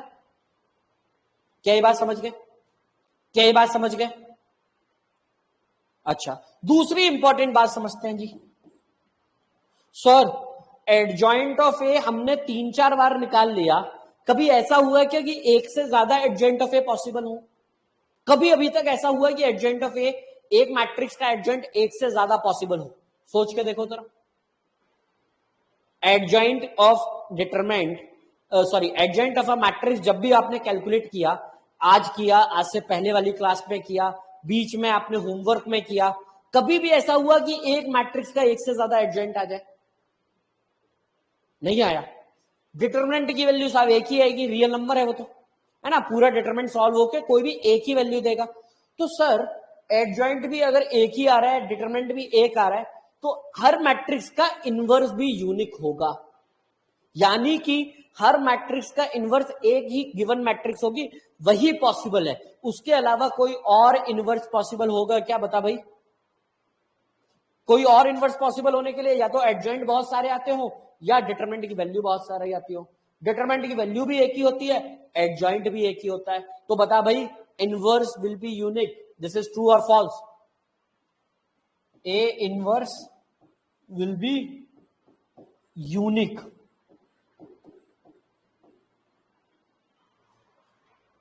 ठीक है, क्या कोई दिक्कत? कोई दिक्कत नहीं, इत्मीनान से समझ रहे हैं। ये बहुत, ये पता है बच्चों, जब हम पढ़ते हैं ना तो बहुत भारी भारी प्रॉपर्टीज बनती हैं। और ये दो दो कड़ी की चीजें हैं। बता इनमें कोई मतलब, ये लिखने के बाद सर ये कोई बात है, ये कोई है ना? अब देखना, अब एक और महान आत्मा आएगा, एक और महान आत्मा आएगा, एक अलग से नोट आएगा आपकी किताबों में। सॉल्व डिटरमिनेंट ऑफ ए की वैल्यू 0 नहीं होनी चाहिए। लेट एक बात बता भैया, डिटरमिनेंट की वैल्यू डिनोमिनेटर में बैठी है, डिनोमिनेटर में 0 तो हमने बचपन में पढ़ लिया था कि नहीं होना चाहिए? डिनोमिनेटर में 0 बचपन में पढ़ लिया था ना कि नहीं होनी चाहिए? बोल भाई। तो बता भाई, इनवर्स एग्जिस्ट करने के लिए, इनवर्स एग्जिस्ट करने के लिए डिटरमिनेंट की वैल्यू 0 नहीं होनी चाहिए, है ना? तो इनवर्स एग्जिस्ट कब करेगा? ए इनवर्स विल एग्जिस्ट, मैं अभी शॉर्ट में यही लिख रहा हूं, बाद में लिखवाऊंगा, will exist if and only if determinant of A not equal to 0। क्या ये बात समझ आती है? ये तीनों बातें आपको समझ में आती हैं? तीनों में एक में भी डाउट लगे तो जल्दी से बताओ। तीन नहीं, चार बातें। एक तो ये डब्बे में जो बंद है कि भैया ए इनवर्स कैसे आया, और ए इनवर्स आने के बाद ये तीन बातें ये हैं। सारी बातें एक एक करके स्टेप बाय स्टेप सारी चीजें क्लियर होनी चाहिए। अगर क्लियर नहीं होंगी ना बच्चों तो बहुत प्रॉब्लम आएगी। अभी तो सब कहानी ऐसे सुन लोगे, जब क्वेश्चन करने बैठोगे तो दिमाग खराब हो जाएगा। कहीं पर भी आपको स्क्वायर टर्म दिख जाएगा तो उसी से कंफ्यूजन आ जाएगा, सर ये स्क्वायर के लिए है या सबके लिए है। अगर फंडा क्लियर है तो आप खुद बता दोगे कि स्क्वायर के लिए है या सबके लिए। क्लियर है? तो सबसे पहले यहां पर एक बात और लिख लें, हमने टाइप्स ऑफ मैट्रिसेस में, हम अभी टाइप्स ऑफ मैट्रिसेस और पढ़ेंगे जो एनसीईआरटी में नहीं है। एक बात और समझे, एनसीईआरटी में ना भैया, मैथ्स में ना एनसीईआरटी एकदम खत्म है। मतलब अगर कोई मुझे मिल जाए जिसने मैथ्स की एनसीईआरटी बनाई है, मैं उसके पैर पकड़ लूं कि हे मालिक, अगर एनसीईआरटी बनानी ही थी तो भैया जेई मेंस वाला पूरा सिलेबस देते, या फिर सच में जेई मेंस में उतना ही पूछते जितना एनसीईआरटी में दिया हुआ है। सच कह रहा हूं आपको। एनसीईआरटी में इनवॉल्यूटरी मैट्रिक्स है क्या? कहीं पर किसी ने पढ़ा है? NCERT, R D Sharma, R S Agarwal, KC Sinha, इस टाइप की किसी भी बुक में involutory matrix, idempotent matrix, nilpotent matrix, orthogonal matrix, sir कैसी कैसी बातें कर रहे हो ये, पीरियडिक मैट्रिक्स, सर ये भी मैट्रिक्स है। हाँ भाई ये मैट्रिक्स है, फर्जी फर्जी से मैट्रिक्स है, इनके बारे में फर्जी फर्जी सी बातें हैं, पर वो पढ़नी है, उनसे बस दोस्ती यारी कर लेनी है कि कभी अगर मेले में निकल रहे हो तो अपने को एक झलक दिख जाए तो अपन पहचान ले, बस। बहुत ज्यादा हाय हेलो नहीं बनानी है, बहुत ज्यादा घर आने जाने वाली दोस्ती नहीं रखनी है ना? कुछ ऐसे दोस्त होते हैं ना जिनसे हाय हेलो होता है, पता होता है कि हाँ भाई ये हमारी कोचिंग में है, ये फलाना हमारी स्कूल में है, ये इस क्लास में पढ़ते हैं, ये भैया है या दीदी है, जो भी है ना? पर कई दोस्त होते हैं जो बिल्कुल घनिष्ठ होते हैं। तो इनवर्स, एडजॉइंट, ये हमारे घनिष्ठ दोस्त हैं, ये क्लोज फ्रेंड्स हैं, है ना? जैसे आप लोग इंस्टाग्राम, स्नैपचैट जो भी यूज करते हो उसमें एक अलग फीचर आ गया है आजकल क्लोज फ्रेंड का, जिनको आप अपनी सारी बातें, गतिविधियां शेयर करते हैं, है ना? बहुत सारे लोग होंगे आप में से ऐसे जो ऐसे प्लेटफॉर्म्स पर एक्टिव होंगे, है ना? और कुछ ऐसे होते हैं जो बस ऐड हैं, आप उन्हें फॉलो कर रहे हैं, वो आपको फॉलो कर रहे हैं और बस जिंदगी चल रही है। क्यों भाई दिव्यांश, सही बोल रहा हूं? है ना? बिल्कुल। हाँ भाई, तो अपने लिए जो मैंने अभी मैट्रिक्स के नाम लिए, ये वही लोग हैं कि भैया इनसे बस जान पहचान हो जाए। क्लोज फ्रेंड कौन से हैं हमारे लिए? एडजॉइंट मैट्रिक्स, इनवर्स मैट्रिक्स और बाकी जो टाइप ऑफ मैट्रिक्स है, ठीक है, कोफैक्टर मैट्रिक्स। चलिए, तो अभी हम लिखेंगे एक सिंगुलर मैट्रिक्स। इनवर्स के थोड़ा सा पहले लिखे सिंगुलर मैट्रिक्स। तो सिंगुलर मैट्रिक्स का मतलब होता है अ मैट्रिक्स, आसान भाषा में बता देता हूं, आसान भाषा में मैं बता देता हूं, एक ऐसी मैट्रिक्स, एक ऐसी स्क्वायर मैट्रिक्स जिसका डिटरमिनेंट वैल्यू 0 है, जिसका डिटरमिनेंट वैल्यू 0 है। मैट्रिक्स खुद 0 नहीं है, मैट्रिक्स तो 0 हो नहीं सकती। सारे एलिमेंट अगर 0 हो गए तो वो कौन सी मैट्रिक्स होती है, जल्दी बता। एक मैट्रिक्स के सारे एलिमेंट अगर 0 हो गए तो कौन सी मैट्रिक्स हो जाती है, जल्दी बता। Null matrix. बहुत बढ़िया, बहुत बढ़िया, बहुत सुंदर, है ना। सारे एलिमेंट अगर 0 हो गए तो नल मैट्रिक्स हो जाती है। तो यहां पर उसकी बात नहीं कर रहे हैं, ये कह रहे हैं साहब एक ऐसी मैट्रिक्स है जिसके सॉल्व करने पर उसकी डिटरमिनेंट की वैल्यू 0 आ रही है। तो लिखें स्क्वायर मैट्रिक्स। अब देखो जरा बेवकूफी, देखो जरा, मुझे डिटरमिनेंट वैल्यू की मैं बात कर रहा हूं तो मुझे स्क्वायर मैट्रिक्स बोलना जरूरी है क्या? अगर मैं बच्चों स्क्वायर डिटरमिनेंट की बात कर रहा हूं तो मुझे स्क्वायर मैट्रिक्स बोलना जरूरी है क्या? ये तो ऐसी बात हो गई कि ये भाई साहब 10th में पढ़ते हैं, ये 9th में भी पास हो चुके हैं, ये 8th में भी पास हो चुके हैं, ये 7th में भी पास हो चुके हैं, ये 6th में भी पास हो चुके हैं। भाई क्या बेवकूफी है, तू बता दे सीधा सीधा भैया कि 10th में पढ़ रहे हैं तो खत्म हो गई कहानी, उसने पीछे की क्लास पास की होंगी तभी तो 10th में आया। लॉजिक है ना भाई। कोई बच्चा बोले कि साहब मैं 10th क्लास में पढ़ रहा हूं, अब आप उससे पूछो भैया 9th में पास हुए थे, 8th में पास हुए थे, तो वो क्या कहेगा, भाई पागल है क्या, है ना। सोच के देखो, कॉमन सेंस है। यही होगा, यही होगा कि नहीं होगा? पागल ही बोलेगा वो, तुमको पागल घोषित कर देगा वो तो तुमको, भैया ये आदमी पागल है, इससे बोलो 10वीं में पढ़ रहा हूं, ये कहता है भैया 9th में पढ़े थे क्या, 10th में पढ़े थे क्या, है ना। तो अगर यहां पर मैं डिटरमिनेंट वैल्यू की बात कर रहा हूं, अब मैं लिखूं स्क्वायर मैट्रिक्स, तो ये बेवकूफी है या नहीं है? भैया स्क्वायर मैट्रिक्स नहीं होती तो डिटरमिनेंट कहां से सॉल्व करते भाई, बता भाई। अगर तेरे पास मैट्रिक्स में डिटरमिनेंट की बात कर रहा हूं, अगर वो स्क्वायर मैट्रिक्स नहीं होता तो डिटरमिनेंट तू कहां से सॉल्व करता, नहीं कर पाता।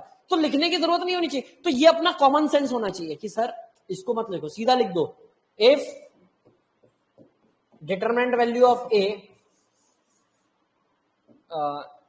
इफ मैं शॉर्ट में लिख रहा हूं, if determinant value of A is 0 implies A is singular matrix, A is singular. और बेटा अगर ए अगर नॉट 0 हो जाए तो क्या हो जाएगा, नॉन सिंगुलर। प्लूरल मत कर देना रे ओ अंग्रेजों, प्लूरल मत कर देना। बहुत सारे अंग्रेज हैं, सारे रेनन मार्टिन है, सारे शेक्सपियर हैं यहां पर, मालूम है मुझे, है ना। सर एक सिंगुलर है तो एक प्लूरल कर देते हैं, ठीक है। तो ऐसा मत कर देना एक भी, है ना। क्या हो जाएगा भैया, नॉन सिंगुलर। ए अगर डिटरमिनेंट ऑफ ए इज 0 तो सिंगुलर, अगर डिटरमिनेंट ऑफ ए नॉट 0 तो non singular.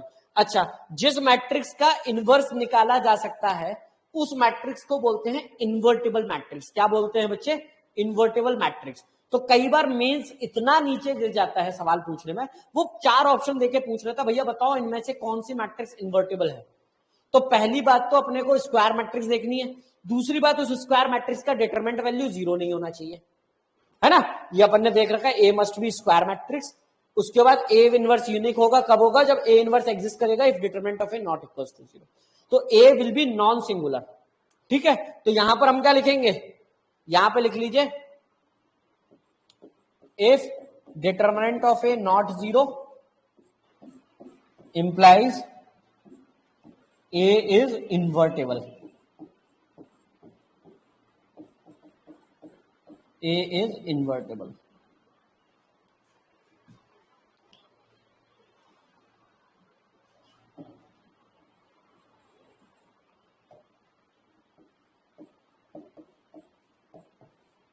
A is invertible, clear है बात। या फिर ये लिख दूं A is non singular then A is invertible. क्या ये बात क्लियर है बच्चे, क्या ये बात क्लियर है सभी बच्चों को, हाँ या ना, जल्दी बोल, क्लियर है, क्लियर है भाई, हाँ या ना। चलिए, कोई एक भी बच्चे को 1% भी डाउट हो कि भैया इनवर्स कब निकालते हैं, कैसे निकालते हैं, एक भी बच्चे को एक भी डाउट हो पूछ ले, इनवर्स क्या होता है, कैसे निकालते हैं, क्यों निकालते हैं, सारे सवालों के जवाब दे दूंगा। ए इनवर्स जो होता है भैया एक ऐसे मैट्रिक्स होती है जिस मैट्रिक्स का इनवर्स है अगर ए का मैट्रिक्स का इनवर्स अगर हम बोल रहे हैं बी को, तो A into B should be identity matrix, दोनों को मल्टीप्लाई होकर 1 यानी कि आइडेंटिटी मैट्रिक्स आनी चाहिए, पहली बात। कोई भी मैट्रिक्स का इनवर्स कब निकालेंगे, जब वो स्क्वायर मैट्रिक्स हो, यानी कि उसका डिटरमिनेंट वैल्यू और नॉट इक्वल्स टू 0, यानी कि वो नॉन सिंगुलर हो, then only A will be invertible. A से ज्यादा इनवर्स पॉसिबल नहीं है, क्योंकि हर एक मैट्रिक्स का यूनिक इनवर्स होता है, एक से ज्यादा इनवर्स पॉसिबल नहीं है। इनवर्स कैसे निकालते हैं, किसी भी मैट्रिक्स का एडजॉइंट निकालेंगे और हर एक एलिमेंट में डिटरमिनेंट वैल्यू ऑफ ए से डिवाइड दे देंगे। कहां से पता चला, A into adjoint of A is equal to identity into determinant of A, ये वाली जो प्रॉपर्टी थी, ये प्रॉपर्टी कहां से आई, ये डिटरमिनेंट के उस वाले फंडे को यूज करके कि किसी भी रो या किसी भी एक कॉलम को उसके करस्पॉन्डिंग कोफैक्टर से मल्टीप्लाई करके ऐड करेंगे तो वैल्यू ऑफ द डिटरमिनेंट आएगी, और अगर किसी और रो या किसी और कॉलम के कोफैक्टर से मल्टीप्लाई कर देंगे तो वैल्यू जो होगी सॉल्व होकर 0 आएगी। इस फंडे को यूज करके ये प्रूव हुआ। तो सारे स्टार्टिंग से लेके एंड तक, यानी डिटरमिनेंट की बेसिक प्रॉपर्टी से लेके इनवर्स यूनिक होता है, इन्वर्टेबल होता है, पूरा चेन बना के सोचो, किसी भी स्टेप पे 1% भी डाउट लगे तो पूछो। हर एक फंडा एकदम, हर एक स्टेप क्लियर होना चाहिए, अंडरस्टैंडिंग ऐसी एकदम मक्खन की तरह। बोल भाई, किसी को कोई डाउट, किसी को कोई डाउट, हाँ या ना? बिल्कुल विनायक भाई, सिंगुलर मैट्रिक्स का इनवर्स एग्जिस्ट नहीं करेगा, डिटरमिनेंट की वैल्यू 0, अगर डिनोमिनेटर में 0 आ गया तो कैसे हम डिफाइन कर दें, सोच के देख, सोच के देख भाई। यहां पर अगर डिटरमिनेंट की वैल्यू 0 तो ए इनवर्स कितना हो गया, एडजेंट of A divided by 0, anything divided by 0 will be plus minus infinity के फॉर्म में पहुंच जाएंगे, नॉट डिफाइंड के फॉर्म में पहुंच जाएंगे। क्या ये बात समझ आती है, क्या ये बात समझ आती है? चल, कोई और दिक्कत, कोई समस्या, आगे बढ़ू तो लिखिए। अब लिखते हैं हम इनवर्स ऑफ अ मैट्रिक्स में, a square matrix of order n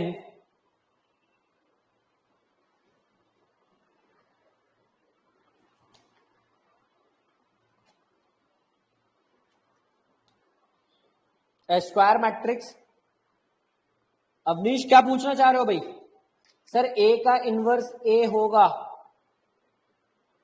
है कैसी बहकी बहकी बातें कर रहा है भाई? ए का इनवर्स ए होगा मतलब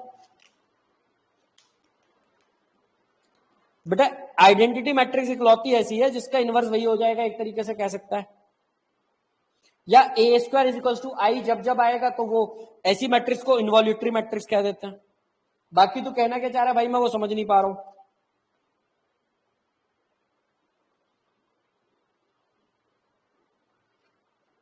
इनवर्स का इनवर्स वापस, हाँ बिल्कुल बिल्कुल, हाँ भैया इनवर्स का इनवर्स बिल्कुल। लेट तो लिखिए let A be a square matrix of order N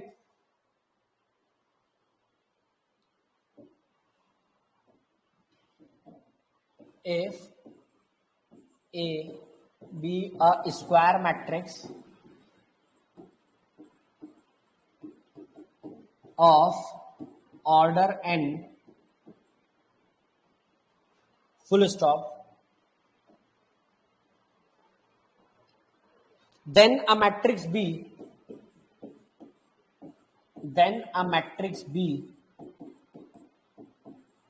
if exist, लिख ले भैया, इफ एग्जिस्ट कब करेगी, जब डिटरमिनेंट ऑफ ए की वैल्यू 0 ना हो। If exist such that A into B is equal to I, then B is inverse of A and vice versa, and vice versa,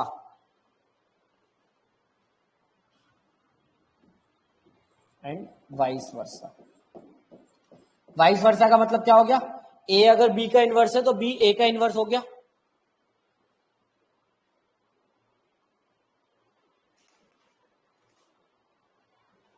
ठीक है, इट इज रिप्रेजेंटेड बाय, और B को हम लिखेंगे कैसे, ए इनवर्स।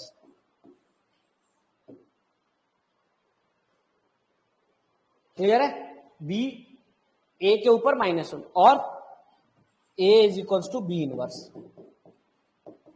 बात एक ही हो जाएगी, बात एक ही हो जाएगी, जल्दी बोल।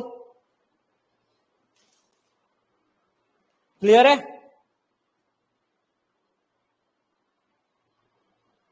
ठीक है, इसके बाद अगला लिखें, अ मैट्रिक्स, अच्छा वो तो पीछे लिखवा दिया ना, तो अलग से नहीं लिखवाऊं ना। A matrix is invertible if it is non singular. A matrix is invertible if and only if it is non singular, है ना। तो ये दोबारा नहीं लिखवा रहा हूं। चलिए, इसके बाद इसमें एक लाइन जोड़ लें, inverse of a matrix, the inverse of a matrix will be unique. The inverse of a matrix will be unique. The inverse of a matrix will be unique। ठीक है, ये भी हम जानते हैं ऐसा क्यों होगा, पढ़े लिखे लोग हैं। तो एग्जाम्पल के लिए क्वेश्चन करें, find the inverse of a matrix, find inverse, find inverse of matrix, find inverse of a matrix